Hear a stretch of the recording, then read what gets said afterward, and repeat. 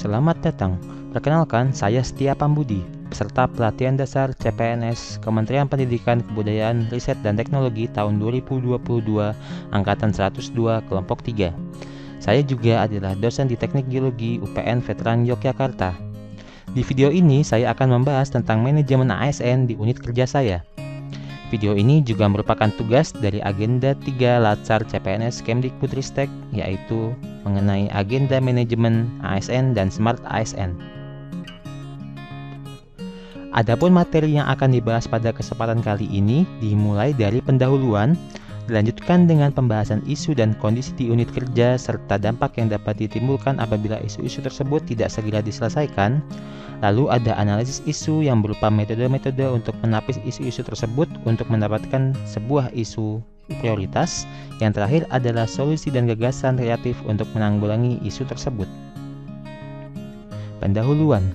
Sesuai dengan Undang-Undang Nomor 14 Tahun 2005 tentang guru dan dosen, peran dosen menjadi semakin ditekankan pada tugas pendidik profesional dan ilmuwan dengan tugas utamanya yaitu mentransformasikan, mengembangkan, dan menyebarkan ilmu pengetahuan, teknologi, dan seni melalui pendidikan, pengajaran, penelitian, dan pengabdian masyarakat. Adapun proses-proses ini disebut Tridharma Perguruan Tinggi. Dalam menjalankan Tridharma Perguruan Tinggi, seorang dosen suatu perguruan tinggi tentunya akan dihadapkan pada beberapa isu atau masalah yang akan dapat menghambat perjalanan tugas di unit kerja yang sedang diemban. Adapun isu-isu tugas dan fungsi ASN di unit kerja saya antara lain: 1. Jurnal yang masih belum terakreditasi nasional. 2. Situs web jurusan yang masih belum mencakup program studi magister dan doktor teknik geologi. 3. Data tracer study yang masih sulit untuk didapatkan. 4. Pendataan publikasi dosen di level universitas masih belum terintegrasi. Jurnal Ilmiah Geologi Pangea adalah jurnal yang dimiliki oleh jurusan Teknik Geologi UPN Veteran Yogyakarta. Jurnal ini memproses dan menerbitkan publikasi riset yang mencakup topik-topik seperti geologi terapan dan geosains serta aplikasi-aplikasinya pada topik lingkungan, keteknikan, dan manajemen bencana. Walaupun jurnal ini mulai menerima manuskrip dan mempublikasikannya sejak tahun 2014, hingga sekarang jurnal ini masih belum terakreditasi SINTA yang dapat menunjukkan bahwa suatu jurnal mempunyai reputasi yang baik di level nasional, sehingga akan semakin banyak penulis yang untuk mengirimkan manuskripnya ke Jurnal Ilmiah Geologi Pangea. Harapan kedepannya adalah supaya Jurnal Ilmiah Geologi Pangea ini dapat segera terakreditasi SINTA dan bisa mengejar untuk dapat terindeks oleh basis data jurnal internasional. Dampak isu ini adalah sulitnya mencari penulis di luar komunitas UPN Veteran Yogyakarta apabila masih belum mempunyai nilai lebih dibanding jurnal lain yang sudah terakreditasi nasional. Jurusan Teknik Geologi UPN Veteran Yogyakarta sudah memiliki situs web yang terbilang cukup up-to-date.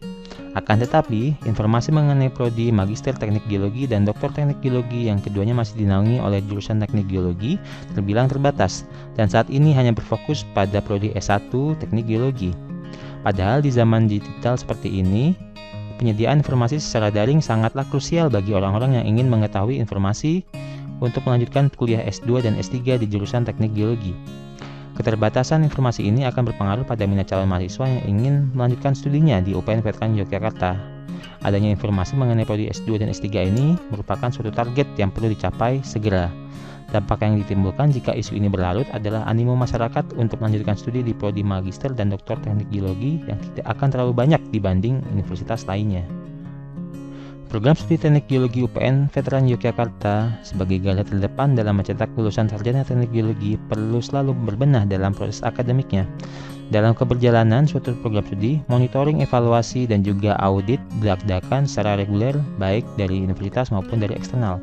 Salah satu data penting yang diperlukan adalah data sebaran lulusan Teknik Geologi yang bekerja di berbagai perusahaan maupun pemerintahan. UPN Veteran Yogyakarta dalam hal ini, Biro Alumni mempunyai salah satu tugas yaitu melakukan tracer study secara berkala. Akan tetapi, seringkali saat pihak prodi ingin meminta data ini, data yang ada bisa dikatakan sulit untuk diakses dan tidak lengkap. Padahal data ini sangat diperlukan sebagai data awal untuk melakukan pembenahan akademik di prodi dan jurusan. Terlebih lagi apabila akreditasi program studi akan dilakukan dan data ini merupakan salah satu data yang diperlukan dalam mengisi borang akreditasi. Kedepannya perlu adanya suatu sistem proses study yang lebih komprehensif dan bisa mencapai banyak alumni, sehingga data alumni ini dapat terkumpulkan dengan baik dan bermanfaat bagi prodi. Dampak yang ditimbulkan adalah kesulitan dalam mencari data-data sewaktu-waktu dibutuhkan untuk keperluan akreditasi dan keperluan lainnya, terlebih lagi saat ingin melakukan perbaikan ke depannya. Salah satu tugas dosen adalah melakukan penelitian dan mempublikasikan hasil temuannya, entah itu riset yang dibiayai oleh pemerintah pusat, hibah universitas, atau riset mandiri. Saat ini di UPN Veteran Yogyakarta, pendataan publikasi hasil riset para dosen dan juga mahasiswa masih belum terdata terpusat secara baik, padahal data ini akan diperlukan oleh Kemdikbud. Basis data Sinta juga sebenarnya membantu dalam mengumpulkan data ini. Sayangnya masih banyak dosen yang belum sadar bahwa memperbarui data di Sinta itu juga penting. Pihak LPPM UPN Veteran Yogyakarta telah mempunyai sistem informasi mengenai publikasi ini, sayangnya hanya meliputi penelitian yang dibiayai oleh pemerintah atau hibah universitas saja, sedangkan untuk riset mandiri dan dengan perusahaan belum tercakup. Untuk itu diperlukan suatu mekanisme sehingga data publikasi para dosen di lingkungan UPN Veteran Yogyakarta ini dapat terkumpul dengan baik, sehingga para pemangku kepentingan dapat dengan mudah mengambil datanya apabila sewaktu-waktu diperlukan. Dampak yang ditimbulkan adalah kesulitan dalam mencari data sewaktu-waktu dibutuhkan untuk keperluan akreditasi dan keperluan lainnya. Untuk mendapatkan isu prioritas, dilakukan analisis isu untuk menapis isu yang ada. Metode yang dilakukan adalah APKL dan dilanjutkan dengan USG. Metode APKL adalah salah satu metode untuk menguji kelayakan suatu isu menggunakan parameter-parameter antara lain aktual, problematik, halayak, dan layak. Penilaian parameter APKL berupa keputusan memenuhi syarat apabila keempat parameternya dinilai cocok dengan pengguna atau tidak memenuhi syarat apabila ada satu atau lebih parameter yang tidak cocok dengan pengguna analisis. Lalu metode USG, di mana seberapa mendesaknya suatu isu disebut urgensi, lalu seberapa serius akibat yang ditimbulkan yaitu seriousness, dan juga seberapa besar kemungkinan memburuknya isu tersebut apabila tidak segera ditangani yaitu growth. Dari analisa PKL ditunjukkan bahwa hanya ada dua isu yang memenuhi syarat untuk dibahas lebih lanjut. Sedangkan isu jurnal yang belum terakreditasi dan pendataan publikasi di universitas tidak memenuhi syarat. Isu jurnal tidak memenuhi syarat karena masalah yang ditimbulkan tidak terlalu besar karena masih banyak alternatif jurnal yang dapat mempublikasikan penelitian mengenai geologi, dan skala permasalahannya pun juga masih lokal di Teknik Geologi UPN Veteran Yogyakarta. Di sisi lain, pendataan publikasi tidak berimbas ke banyak orang karena sudah ada sistem pendataan walaupun masih banyak kekurangannya. Dari analisis USG dilakukanlah pembuatan dari ketiga parameter yang digunakan.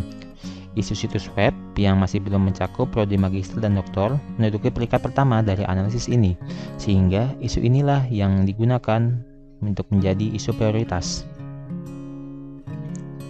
Solusi atas isu situs web jurusan teknik geologi yang belum mencakup informasi S2 dan S3 antara lain: 1. Berkoordinasi dengan bidang TIK untuk pembentukan laman khusus prodi S2 dan S3. 2. Berkoordinasi dengan Kajur, Core Prodi S2 dan S3 mengenai informasi apa saja yang dibutuhkan di laman tersebut. 3. Melakukan perbaikan laman web dengan bantuan TIK. 4. Evaluasi hasil perbaikan laman S2 dan S3. Sekian video mengenai manajemen ASN di unit kerja saya. Semoga dapat bermanfaat bagi kita semua. Terima kasih.